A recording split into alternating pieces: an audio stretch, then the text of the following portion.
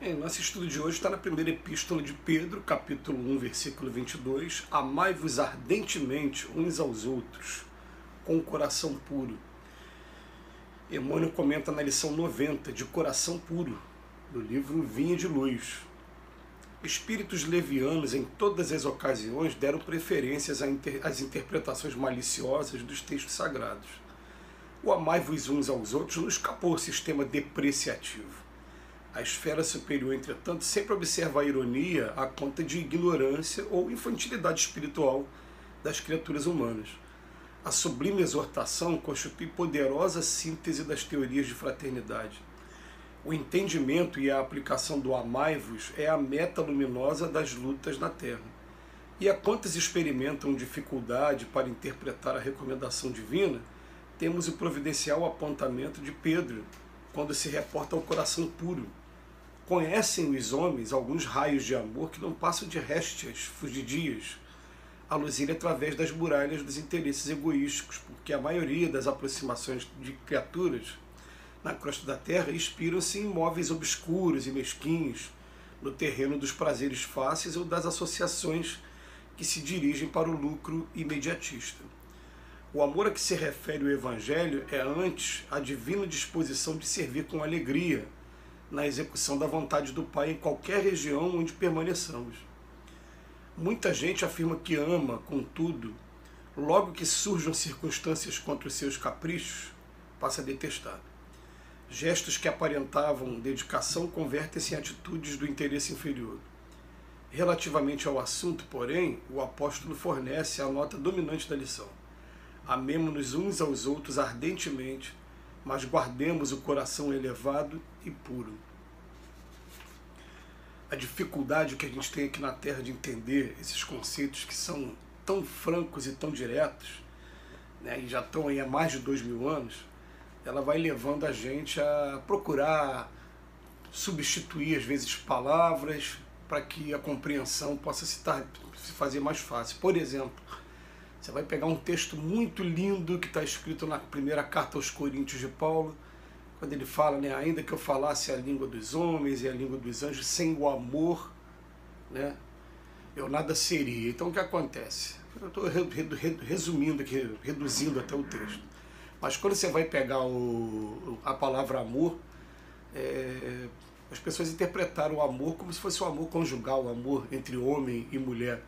E eu, pessoalmente, assisti muitos casamentos em meios religiosos diversos utilizando esse texto como se fosse o amor entre homem e mulher.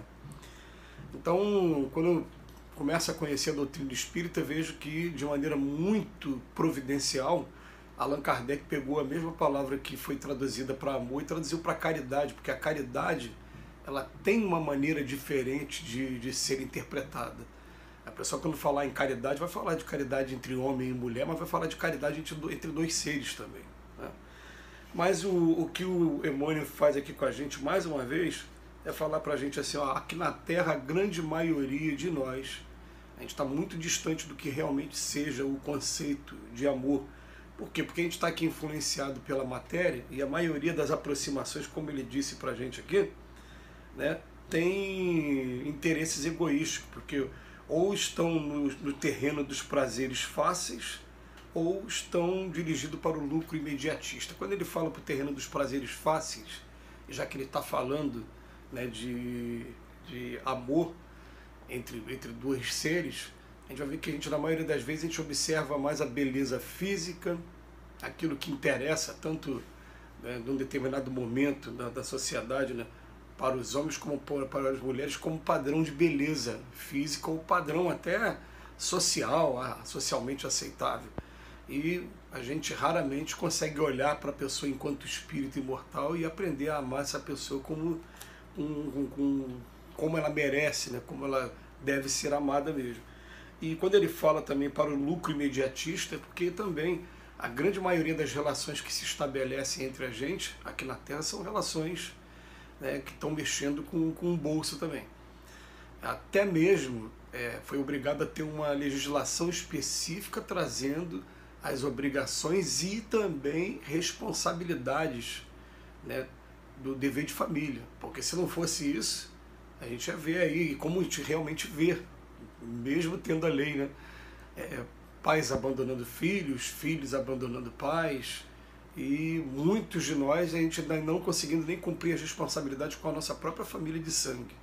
Você vê como é que Emmanuel não está fora da razão quando ele fala sobre isso. E ele fala aqui pra gente, ó, o amor a que se refere o Evangelho é, antes de tudo, a divina disposição de servir com alegria na execução da vontade do Pai em qualquer região onde permaneçamos. Essa frase é maravilhosa, essa frase vem resumir pra gente o que está sendo o estudo de um espírito que está demonstrando já uma busca durante muito tempo e está conseguindo sintetizar para a gente, trazer tanta informação maravilhosa como essa aqui. Né? Ó, antes de tudo, a divina disposição de servir com alegria. Servir com alegria, não é servir reclamando, não, porque a gente ainda tem muita aquela coisa de falar o tempo é dinheiro e querer aproveitar o tempo exclusivamente para a gente. Né? Ele está falando, servir com alegria na execução da vontade do Pai em qualquer região que permaneçamos. Porém, vem dizendo que muita gente diz que ama, mas quando tem qualquer de seus interesses feridos, ele de repente transforma aquele amor em ódio, ou então simplesmente despreza toda aquela situação e vai viver o seu próprio umbigo mesmo, a sua própria realidade. E isso acontece, né? A gente vê acontecer o tempo todo e a gente tem que aprender a fazer um juízo de valor se nós também não estamos caindo nesse erro. Ontem eu vi uma mensagem maravilhosa, né, do espírito Dr. Erma. Né, o Dr. Erma falando o seguinte, né, numa mensagem que ele já deu há bastante tempo, mas ele falando assim que ninguém tem o direito de afastar uma determinada pessoa do trabalho que está fazendo. Porque o que acontece muitas das vezes é que a gente está na casa espírita e a gente chama uma determinada pessoa para cumprir uma determinada finalidade. E aquela pessoa está ali trabalhando, mas não está trabalhando da maneira que a gente achava que seria o justo.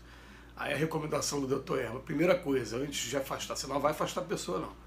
Primeira coisa, você vai ficar do lado dela e vai procurar dar toda a ajuda que você puder para que ela desempenhe a tarefa da melhor maneira. Se mesmo assim, depois de algum tempo, né, você observar que não teve melhora, você vai sutilmente convidar aquela pessoa a desempenhar uma outra função, mas não afastar de jeito nenhum, simplesmente porque não está de acordo com a sua vontade ou ofendeu o seu capricho. A gente tem que começar a ter essa visão mais do alto, né? A gente tem que começar a pensar que, de repente, se você afastar uma determinada pessoa, você pode estar tirando a oportunidade que ela estava se agarrando nessa encarnação de estar buscando um caminho diferente do que foi em todas as encarnações anteriores. Então a gente começa a pensar no amor dessa maneira, né? No amor que vai se calar para evitar contendas, mas vai continuar ajudando através de preces, através de atitudes que não sejam tão estejam tão em evidência, mas o amor nada espera, tudo suporta, tudo, como diz Paulo de Tarso na primeira carta aos Coríntios, né? E não se inveja, não se envaidece. Então o que acontece? A gente tem que começar a entender, né, definitivamente o que significa essa razão, porque quando alguns espíritos, são vários os espíritos que fazem isso, eles dizem pra gente, ó, o objetivo da gente estar encarnado é porque está todo mundo buscando o aprendizado do amor. Aí você fala isso, mas é uma coisa tão simples, mas significa que a gente não conseguiu ainda. Então não é tão simples assim. Eu me lembro do Divaldo Pereira Franco uma vez falando que ele estava em casa e de repente a Joana de Ângeles, espírito, apareceu para ele, nós vamos começar a escrever mais um livro. Ele falou, legal, qual é o tema? O amor. Aí ele falou para a Joana de Ângeles, mas de novo o amor? Todos os livros que a gente escreveu foram sobre o amor. Aí a Joana de Ângeles falou assim, nós só estamos começando, nós nem aquecemos ainda. Ele já tinha escrito 200 livros praticamente, né? E muitos livros através da Joana de Ângeles falando do amor.